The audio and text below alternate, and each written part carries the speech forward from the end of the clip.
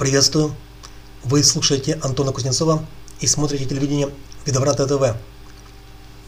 И сегодня у нас очередной выпуск из цикла, который мы назвали так: «Книга Брихат Самхита как источник знаний ведической астрологии Джотиш». И сегодня у нас тема Бхавы, систематичность Бхав, смысл Бхав, Бхавы как структура, как систематизация опыта жизни человека и важные, но не очень заметные указания книги Брихат Самхита о том, как интерпретировать опыт жизни человека, как делать предсказания, как описывать его плоды, получаемые, его ситуации, события, используя небольшое количество, но важнейших приоритетных значений. Итак, у нас уже было видео о грахах, и мы завершили рассматривать грахи. Мы рассмотрели с 1 по 6 раши. Этим выпуском мы завершаем изучение Бхав. Это, по-моему, 5-й выпуск о Бхавах, и тогда тема Бхав будет закрыта. И в следующих выпусках мы перейдем к такому глубокому пласту знаний в книге Брихат Самхита, как знамения, предвестия, приметы, предзнаменования. Итак, этот выпуск мы разобьем на 4 части. Бхавы как не просто набор понятий, а как система, структурность, систематичность, описывающая опыт человека. Второе, пункт этого выпуска: как Бхавы показывают предназначение человека. Третий пункт этого выпуска: как Бхавы говорят человеку, что делать.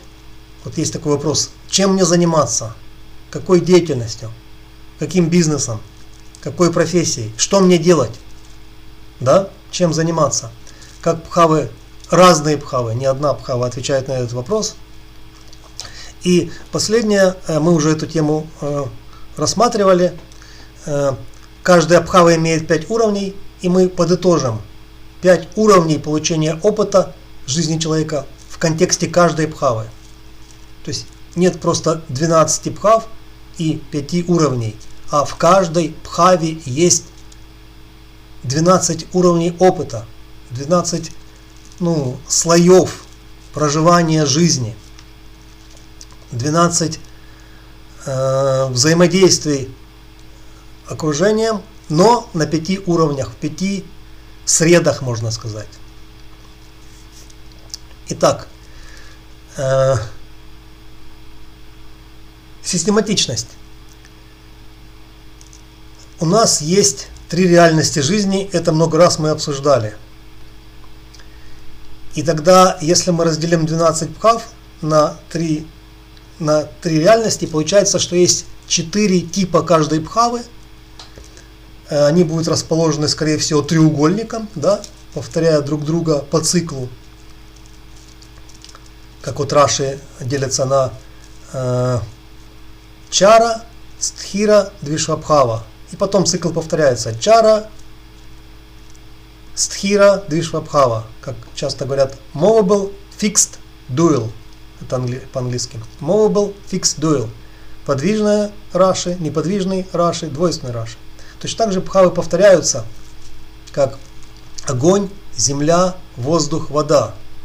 Огненная Бхава, земная Бхава или приземленная Бхава, водная или водяная Бхава и воздушная Бхава. И вот эти вот как бы соответствия Махабхутам, первоэлементам, они соответствуют направлениям жили или целям жизни. Есть такое понятие в ведической традиции, в ведической философии, как Пуруша Артха. И Пуруша – это человек, иногда мужчина, иногда просто индивидуум. И Артха – это его цель, как направление деятельности, как целеустремленность, целенаправленность деятельности. И почему 4 повторения важны? Мы с детства знаем о 4 временах года. И весна это первое время года. Поэтому и год должен начинаться с весны. То есть там либо с 1 марта, либо с 14 апреля, либо с 22 марта состояния. Но весной природа пробуждается, как утром она пробуждается, это начинается год. И есть 4 времени года, 4 поры сезона года. И день делится на 4 части. Утро, послеобеденное время, вечер и ночь. Да? Good morning, good afternoon, good evening, good night. То есть утро, день, вечер, ночь. По 6 часов каждое, или время от захода до заката делим пополам, и тогда продолжительность вот этих 4 частей она меняется. Только там весной и осенью она равна. Вот. Потом у нас есть 4 стороны горизонта, 4 направления света. Да? 4 стороны света, горизонта. Север, юг. Восток-запад. И многие природные, материальные, проявленные, относительные, вещественные явления делятся на 4. И в Джотише, в карте рождения, это кендры. Кендры это углы как основные направления. Важные направления, главные, иногда говорят кардинальные. Вот. А их соответствие 4 целям или направлениям деятельности, да, стремлениям человека, это кама, артха, дхарма и мокша. И я переведу эти слова с санскрита, потому что очень много неправильных переводов. То есть атма переводит как душа, но это дух или сознание. Да? Тамас переводит как невежество, но это тьма и инертность. И много других неправильных переводов. Кама это желаемое, но не как прилагательное, а как существительное. То, что я желаю. Да, как сказать одним словом и при этом прилагательным. Желаемое. Желательное. Вот. То есть это цель, стремление получать и этим наслаждаться. Добыть и получить от этого удовольствие. Удовлетвориться. Да, иногда это хорошо, да. То есть я имею право быть удовлетворенным своей жизнью, да. Тогда мне нужно находить удовлетворение, satisfaction по-английски, в своей жизни. Вот. Не удовольствие, а удовлетворение. И кама это удовлетворение жизнью. Иногда простое, примитивное, да, чувственное так называемое, вкусно поесть, хорошо поспать, да, весело отдохнуть. Вот. Иногда это удовлетворение жизнью. Кама, желаемое. И это индивидуально. Каждый желает чего-то своего. Это и потребности, и желания, и цели, и устремления, и идеи. Но все это человек, для него оно желательно. Артха это ценности. Многие примитивно переводят как это богатство, но артха это ценности. То, что ценное, да, если говорить прилагательным, стоящее. Стоящее, да, ценное и стоящее. Как существительное. То есть это благо, еще можно сказать. Иногда как высшее благо, иногда как материальное благо, благосостояние. Да, благосостояние тоже, состояние в благе. Вот. Иногда это ценность как статус, положение, власть, слава, успех, реализация амбиций. Но все это артха. Это то, что ценно, то, что для меня является ценным, стоящим. За что стоит побороться, например. Да, то ради чего стоит жить. Дхарма многие приводят как праведность или благодетельность. Это неправильно. Дхарма имеет много значений, но в контексте вот этих целей это обязанность, как долг. Или законы обязанностей. Принцип долга. То есть эти 4 слова, как-то нужно, то есть дхарма это закон, знание закона. Это принцип, высший принцип и понимание этого принципа. Из этого знания законов и принципов следует выполнение долга, выполнение обязанностей, долга лучше сказать, duty. Выполнение дхармы как то, что я должен делать, то, что я должен делать. Мне следует делать то, что я должен делать. И дхарма это то, что я должен делать. На основании чего? Законов и знания их. Поэтому дхарма это duty по-английски, то есть долг в высшем смысле этого слова. Должное, да, вот желаемая кама, ценная, стоящая артха и должное, но не как прилагательное, это дхарма. И нужно следовать принципам, законам, правилам, и это будет тогда там этика, мораль, праведность, праведное поведение и все остальное. Но прежде всего оно следует из того, что есть законы и принципы, их нужно знать. И тогда из них уже вытекает и исполнение долга, выполнение предназначения, и какое-то этичное, моральное, как еще говорят, там, экологичное и другое поведение. Но все это следствие и комментарии. И мокша, перевод как иногда просветление или спасение, можно и так сказать, но вообще мокша это освобождение. Как вот и мукти на санскрите, и мокша это освобождение. Избавление еще хорошо сказать. И вот я помыл посуду, да, вытер пыль, постирал. Это тоже мокша, это избавление от грязи. То есть, если вот кама желаемая, артха это стоящее, нужное, то мокша это избавление от нежелательного. От грязи, от пустоты, от пустых разговоров, да, от шума, от всего нечистого, так можно сказать. И поэтому это избавление и освобождение, когда я стараюсь отдать что-то ненужное. Как вот говорил, чтобы купить что-то ненужное, нужно продать что-нибудь ненужное, но не всегда можно продать ненужное.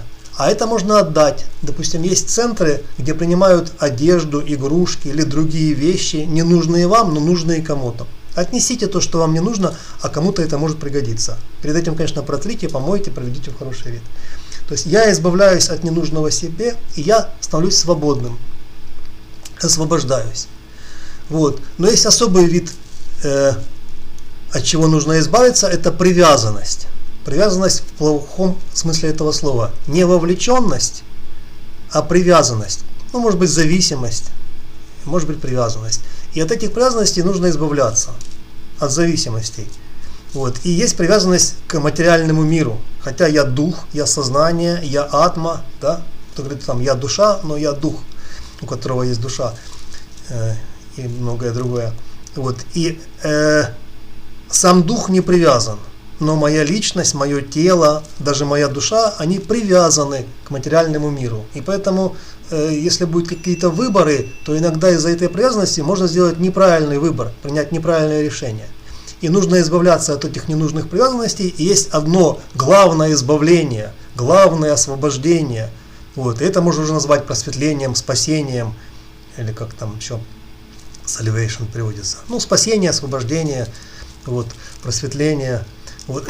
Это главное избавление от основной привязанности. И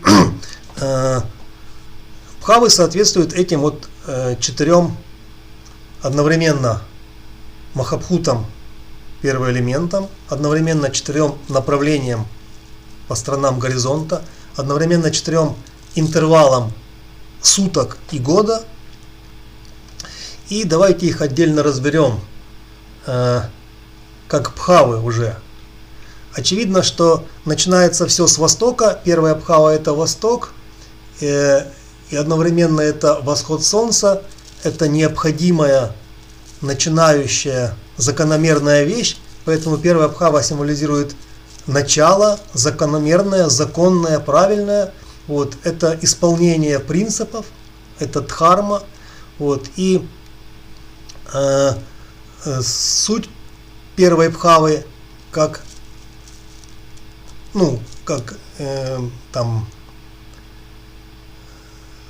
ее значение, что это врожденная природа человека, мы все это знаем, но в контексте, что первая бхава это Дхарма-бхава, это означает, что она запускает жизнь человека, инициирует его в проживание, получение опыта. Это начало его жизни, как вот рождение, да, джанма, и поэтому джанма кундали, наука джатака. Вот. И первой бхавой, дхарма-бхавами управляет Сурья, он же там получает силу вследствие направления, дигбалу. И первая бхава это сам человек, его суть, сущность, его порода, его род, его врожденная природа, его характер, вот, то есть его сущность. Вот. И надо о ней заявить, ее нужно утвердить. Поэтому дхарма-бхавы, как вот огненные бхавы, бхавы кшатриев, они что-то утверждают. Утверждают рождение, утверждают начало, вот, утверждение, да, то, на что можно опереться. И треугольник к ней, 1, 5, 9, они все дхарма-бхавы, они все огненные, они поддерживают друг друга. И первая бхава это путь человека, да, как сказать еще по-другому, патх на санскрите, да, или патх на английском, путь, куда ему нужно идти, да, его путь, путь как миссия, путь как смысл, путь как цель с большой буквы, путь как предназначение, вот. И первая бхава это его главный путь. И поэтому главное предназначение, мы это потом подробно разберем, видно по первой бхаве. Но можно пойти не вот этим главным основным путем, можно пойти 5 или 9 путем. 5 это природный путь, и поэтому это проявление природных способностей человека, но чтобы быть собой. Это помогает первой бхаве и может быть главным предназначением, природное предназначение. А 9 бхава это вовне. Это мастерство, социальная ценность, это знания и умения, навыки, все, что есть ценное для внешнего окружения, для социума, общества, вот, сообщества людей и так далее. И это тоже помогает человеку быть собой, но во внешней реальности.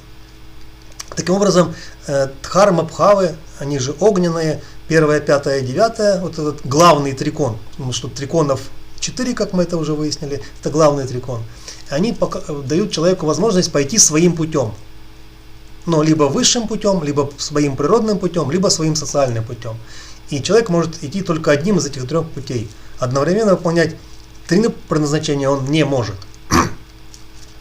Далее, если мы идем по восходу солнца, то после восхода, то есть начала утра, вот этот монинг, ранок, утро, оно переходит до полдня. Полдень это не когда 12 часов на часах, а это середина времени, интервала между восходом и заходом. В этот момент не по 12 часов, у кого-то это может быть 13, у кого-то 11, солнце находится в зените, и поэтому 10 бхава это полдень, это зенит, это вершина, вершина то, что вершится, да, вот свершение, вершить правосудие, вершина, это все один корень, вот этот верш, он вверху, как зенит, как 10 бхава, вот, оно соответствует югу, да, как самому активному состоянию и солнца, и природы, вот, и это вершина амбиций и достижений человека, поэтому это артха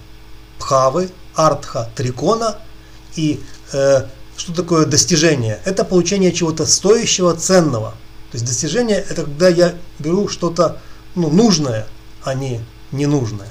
Вот. Поэтому артха это ценности и их достижение, получение. Вот.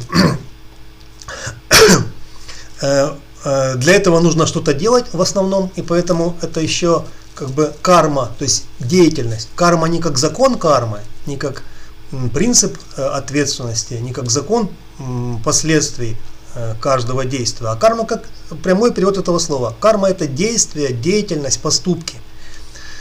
Вот. И чтобы получить эти ценности, нужно быть в правильном месте. И поэтому есть такое вот выражение «найти свое место в жизни».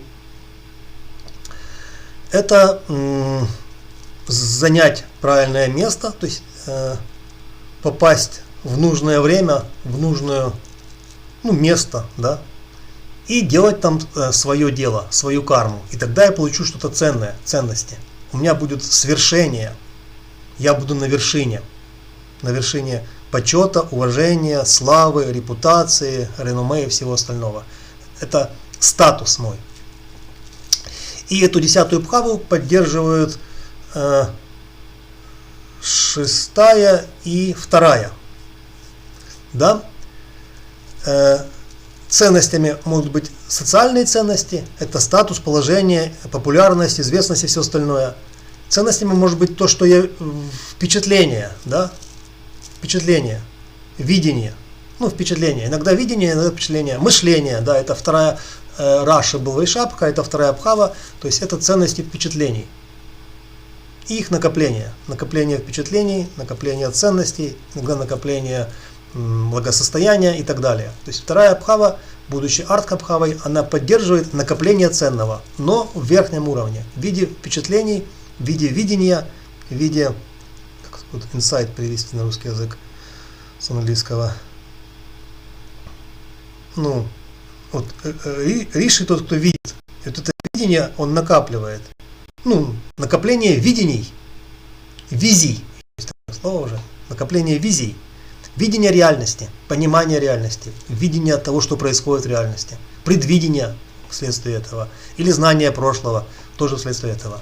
И 6-я бхава – это ценности, которые помогают быть стойким. То есть это ценности, которые дают стойкость, стабильность, выдержку. Да? Вот. И 6-я бхава, созданная из 6-го Раши Канья, и это вот хребет и талия, они должны быть и гибкими, и стойкими, то есть надежными, одновременно не хрупкими, то есть гибкими, но и при этом стойкими, крепкими. Далее.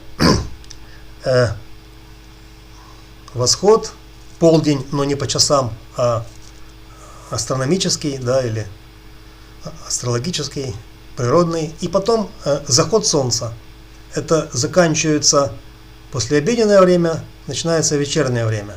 Это вечер, начало вечера, заход солнца. Это 7-я бхава, это запад. Это запад и как заход солнца, и как западное направление, захид. Вот. Sunrise, sunset. Солнце садится, заходит. Вот. Это значит, что это противоположность восхода. Если восход это я, то 7-й это другие. Я иду к другим. К партнерам, компаньонам, пообщаться, выйти в люди, себя показать, на других посмотреть. Публика, другие. 7-я бхава это другие, это не я. 1-я бхава это я, самость, я сам, inner nature, врожденная природа. 7-я бхава это другие, не я, публика, внешнее окружение, партнеры, компаньоны, товарищи, мейт английское слово, то есть одногруппники, одноклассники, однокашники, коллеги. Вот. И что такое мейт? Это значит найти себе соответствие, дополнить себя кем-то. То есть найти себе пару по танцам или пару по игре в шахматы, пару, чтобы пойти на боевые искусства, найти себе пару, чтобы вместе сходить куда-то, в театр, в кино, куда там, в поход, в ночной клуб. Найти себе пару, спароваться. Mate или матч, то есть найти себе дополнение. Вот, не такое, как я, но которое меня дополняет. То есть мужчина ищет женщину, да, игрок белыми ищет игрока черными. Если оба будут играть белыми, у них ничего не выйдет. Поэтому вот это вот дополнение, counterpart, это значит, что я нахожу того, кто меня дополнит и сделает меня гармоничным, целостным, довольным. Да? Поэтому 7-й Раши Тула это весы, гармония, если повезет, да, целостность, единство, ну, если не повезет, хотя бы баланс и равновесие, или попытка равновесия. Вот. И с помощью этого я получаю желаемое. Поэтому седьмая абхава – это кама, это желаемое как прилагательное, как существительное. Мои желания и их исполнение, мои вкусы и их вкушение, да, мои мечты, пожелания и их реализация. И через взаимодействие. Вот 3, 7, 11 это все через взаимодействие. Майдхуна, секс это взаимодействие, договор, купля-продажа, обмен, агентство, что там, медиация это взаимодействие. И 7 абхава это конкретное взаимодействие. Муж с женой, 2 компаньора, 2 партнера. Там же соратники, да, как еще их называют, соратники, да, сподвижники, вот, сподвижники, такое редкое слово, оно было в фильме Рязанова, да, сподвижники, соратники. И когда я нахожу себе пару, я становлюсь как бы, целостным, да, совершенным или завершенным. И этой 7 бхаве 11 и 3 помогают. 11 это во внешней реальности, в социуме, в обществе, это вот там, договоренности, выгодные сделки, умение делать предложения, умение быть предприимчивым, да, умение вести переговоры, договариваться, получать желаемое, делать, чтобы всем было хорошо. Так модная вот эта фраза «вин-вин», когда все побеждают, всем полезно. Вот. И благодаря этому 11 абхава поддерживает, дает деньги, допустим, для партнерских отношений. А 3 абхава это тоже найти себе помощника, но тот, который мне как руки. Вот. 3 раши Митхуна это руки. И 3 абхава это те, кто мне помогают как руки. То есть, например, там младшие братья мне помогают как 2 руки, да? Или у меня есть там помощник, ассистент, кто там еще? Помощник, да, самое главное слово помощник. Те, кто мне как помощники. Иногда это инструмент, да, приспособление, там швейцарский нож или какой-то другой тул, мультитул. То есть какой-то инструмент, как снаряжение, орудие, оружие. Вот, все это мне помогает, и все это я беру в руки. Манипулирую этим в хорошем смысле этого слова. Поэтому 7, 11 и 3 это 3 кама-бхавы, чтобы получать желаемое. Желаемые отношения, желаемые ресурсы, там, прибыли, деньги, доходы или желаемое влияние на внешнее окружение с помощью помощников, орудий, инструментов, приспособлений, речи, да, приказов, горла и всего остального. И остается нерассмотренная 4 абхава, это ночь, да, ей помогают 8 и 12. То есть ночь это завершение цикла, да, освобождение от деятельности, свобода как избавление от ненужного. Она соответствует направлению на север, там темно и холодно, если мы живем в северном полушарии, там север противоположен югу, а зениту противоположен надир. И надир это то, что внизу под нами, как вот надра, недра, надир, то, что спрятано. Недра спрятаны. Надир это то, что невидимое направление или точка в астрологии и в астрономии. Зенит самый видимый, надир невидимый. Он под землей. Где там? Что у нас там под землей? Подземный внутренний мир. Да, глубокий внутренний мир. Вот. И мы туда уходим, чтобы отдохнуть. Иногда отдохнуть как поспать, это ночь. Иногда отдохнуть от этого мира. То есть мы уходим в иной мир. В Вирий, да, в Луки Сварога или в Сваргалоку. Мы уходим в иной мир, чтобы отдохнуть от этого мира. Иной мир. Тот свет. Это завершение. И там мы не будем ни к чему привязаны, там у нас не будет зависимостей, там у нас ничего не будет, кроме сознания, то есть духа, атмана или атмы. Ну, кто-то скажет души, но там будет только дух, сознание, атман, суть. Без тела, без личности, без мнения. Вот. Это может быть хорошо, ничего не мешает, но и нет способности действовать, нет инструментов для действия, нет тела. Можно только осознавать, но нельзя ничего сделать. И четвертая бхава, ей помогают 8 и 12. 8 это выживание и продолжение рода с помощью инстинктов, да, с помощью возможности пережить, прожить правильно, получить трансформацию, изменения. Это сфера трансформации и выживания. Благодаря трансформации я правильно готовлюсь к освобождению и правильно освобождаюсь, ухожу, трансформируясь. Ну, можно сказать, развиваясь, но лучше сказать, трансформируясь. И 12-я бхава – это освобождение от конкретного, от долгов, задолженностей, неотданного, не сделанного.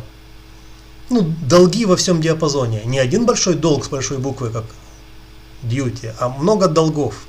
Вот. Это может быть отдавание того, что нужно другим, благотворительность. Это может быть отдавание должного духовным практикам, тогда это измененное состояние сознания.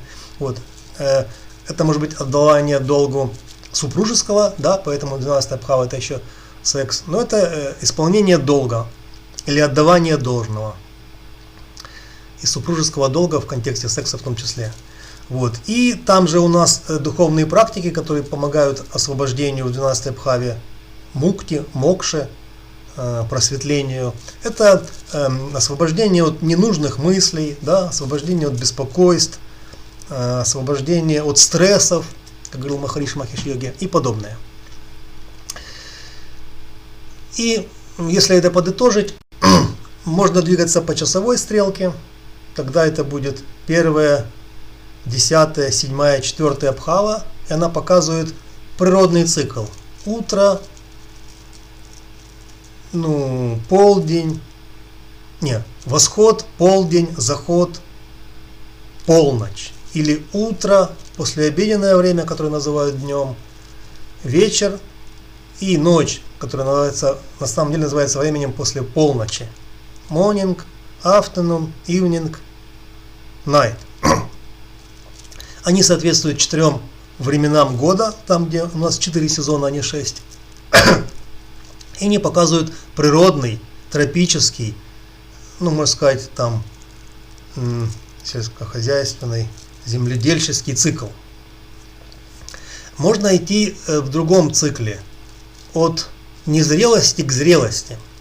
И это есть в книге Германа Гессе Сиддхартха, и это много есть в других системах расчета зрелости человека.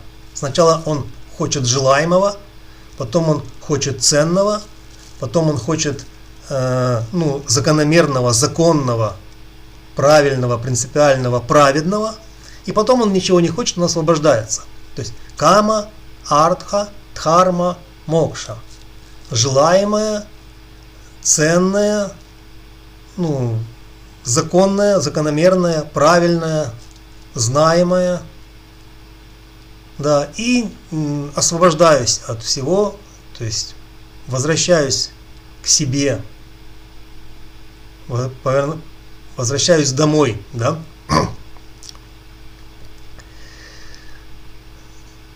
К родным и близким.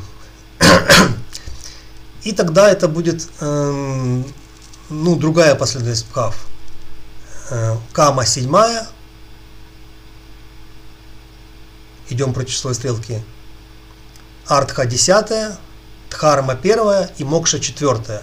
И их поддерживают треугольники, трехлучевые структуры, то есть кона бхавы, или трикона Бхавы. И таким образом получается 4 треугольника. Если взять из них пару и наложить, получается шестиугольник. Его на санскрите правильно называть шата-кона. Восьмиугольник. Шата-кона. Восьмиугольник. Его неправильно называют звездой Давида, потому что это не звезда, а щит Давида. И второе его правильное название печать царя Соломона. Вот. Это будет вторая часть этого выпуска, которую мы разберем в следующем видео. Благодарю вас за понимание. Напоминаю о своей просьбе. Вы можете написать нам на e-mail свой вопрос или свою тему. И передаю просьбу организаторов написать комментарий к этому видео, свое мнение, свое понимание или свое, наоборот, несогласие, поставить лайк этому видео и поделиться этим видео с теми людьми, которые его поймут и оценят. И организаторы говорят, что благодаря этому у вас будет на сегодня хорошая карма и вам будет сегодня хорошо. Благодарю за понимание. Вы слушали Антона Кузнецова и смотрели канал Ведаврата ТВ.